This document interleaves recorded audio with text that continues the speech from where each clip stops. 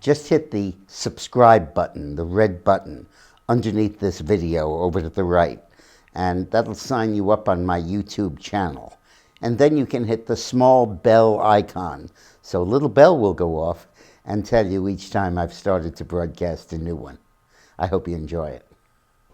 After this weekend's attempt to deliver food and medicine to the starving and needy people in Venezuela was rebuffed by the military controlled by Maduro, the dictator president, the question then is, what's the next step?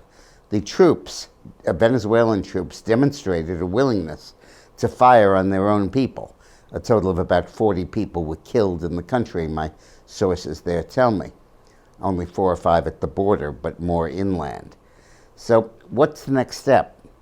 And a former ambassador to Venezuela told me that he believed that the troops themselves were not pro-Maduro, were not on their own anxious to fight, but that they're terrified by the use of Cuban special forces, who are Cuban troops, mercenaries, advisors, and police, who have infiltrated Venezuela and are seated throughout the ranks of the military, often threatening to shoot anybody that doesn't do exactly what they're supposed to do in going after the people.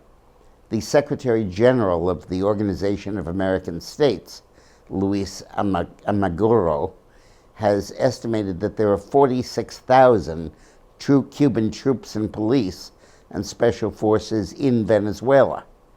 The United States should act vigorously to cut off this Cuban aid. First, restore the rating of Cuba as a terror-sponsoring nation. Obama revoked it prematurely, reinstate it. Secondly, Cuba's being kept alive by the tourist industry, these cruise ships that dock in Havana.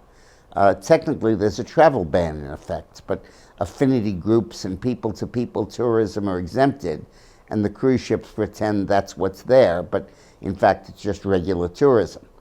The United States should order American cruise lines not to stop in Havana, and should tell cruise lines of other countries that if they do service Havana, they can't stop in the United States. That would cut off a huge amount of revenue to Cuba and really bring pressure on them.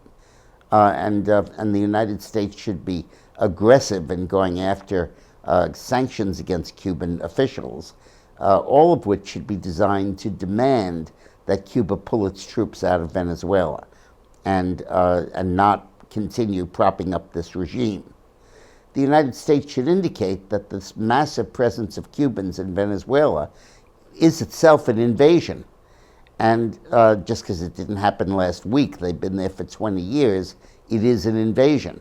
And that the United States might find it necessary to respond militarily to that, since another country has already really invaded Venezuela.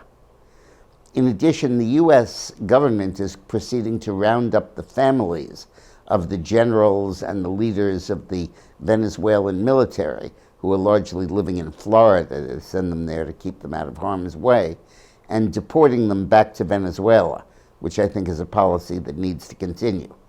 It's going to take patience and dedication, but over the next few months we can restore humanity, let alone democracy, to Venezuela.